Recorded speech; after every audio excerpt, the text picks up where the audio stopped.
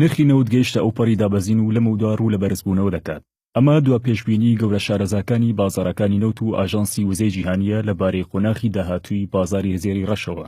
بەڵام سی لە پسپۆڕانی بواری ئابووری پێیان وایە لەم ساڵدا ئەم بەرزبوونەوەیە کەمێک لە سەر و $40 دەبێت بۆ هەر بەرمیلێک و ناگاتەوە ئاسەکانی پێشوو کە بەرزترینیان نزیکەی $115 بوو لە ناوڕاستی ساڵی 2014دا.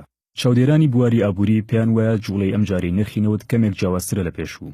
چونکە هۆکارەکانی بەرزبوونەوەی نرخ لە دەوروبەری $26ەوە بۆ هەر بەرمیلێک بۆ زیاتر لە $36 لە ماوەی 6 هەفتەدا زیاتر ئابووری بوون، نەک لە دوانی میدیایی و کریمانی سیاسی. پوختەی ئەو هۆکارە ئابووریانەش لەوەدا خۆی دەبینێتەوە کە بەرهەمی نەوتی بەردین لە پاشەکشەی بەردەوامدایە و بە پێوونێترین ئامارەکانی ئاژانسی نێودەوڵەتی وزە بەهۆی دابەزینی نرخەکانەوە بۆ ئاسی $30 تەنها لە ویلایەتی تەکساسی ئەمریکا لە ماوەی ساڵێکدا ژمارەی حەفارەکانی دەرهێنانی نەوت لە 900 دانەوە دابەزیون بۆ 236 حەفارە.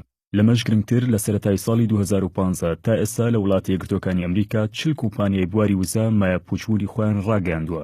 ڕێژەی بەرهەمی ئەمریکا ڕۆژانە 600,000 بەرمیل کەمی کردووە لە چاو پارساڵ و بەڕای شارەزایان نەوتی بەردین تا 2017 ناتوانێت بگەڕێتەوە بۆ کێبڕکێکردن لە بازاردا. ئەمەش هەواڵێکی گرنگە بۆ بازارەکان کە بەهۆی زۆری ڕێژەی هەناردەی نەوت بە بەراورد بە ڕێژەی داواکاری خواست تێرن بنەوت. لەلایەکی ترەوە بەپێی ئاماری ئاژانسە ئابووریەکان بەرهەمی وڵاتانی ئۆپێک ڕۆژانە 280,000 بەرمیل کەمی کردووە، هەندێکی بە هۆکاری تەکنیکی و هەندێکی تریشی وەکو هەرێمی کوردستان بە هۆکاری نادیار. ئەمەش فاکتەرێکی یارمەتیدەری گەورەیە بۆ زاڵبوون بەسەر زیادکردنی هەناردە لەلایەن ئێرانەوە لە پاش هەڵگرتنی گەمارۆکان.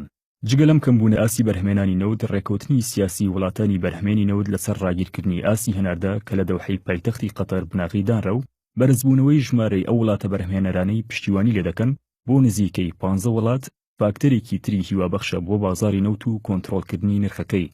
زیادبوونی ڕێژەی نرخی نەوتیش بە بەراورد بەڕابردوو ئەگەرچی کەمە، بەڵام یارمەتی زۆرێک لە بەرهەمێنەران دەدات لە کەمبوونەوەی مەترسی داڕمانی ئابووری. بۆ نمونە عێراق کە هەناردەی لە نێوان 3 ملیۆن بۆ 3.5 ملیۆن بەرمیلدایە لە ڕۆژێکدا، لە مانگێکدا نزیکەی $1 ملیار لە داهاتەکەی زیاد دەکات.